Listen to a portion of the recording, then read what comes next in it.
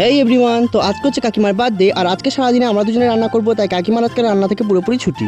তাই ভাই এদিকে সকালে নাস্তার জন্য রান্না করা শুরু করে দিয়েছে। আর রান্নাঘরের অবস্থা দেখে তো বুঝতেই পারা যাচ্ছে যে আজকে মেনুতে বিশাল আয়োজন আছে। আর বলতে বলতেই তো ভাইয়ের এদিকে চানা পানি রেডি হয়ে গেছে, সে মশলা দিয়ে একেবারে চলে গেল কাকিমাকে টেস্ট করাতে। কাকিমা তো টেস্ট করে ভালোই বললো, আর আমি টেস্ট করার আশা নাড়িয়েছিলাম কিন্তু আমাকে দিলই না। যাই হোক, এদিকে ভাটুরে করার জন্য কাকিমার ভাই বসে পড়েছে আর আমি ওইদিকে মালতী মাসি গো পাচ্ছে ভালো হাসি গো, এমন মাসি আমি চাই নে।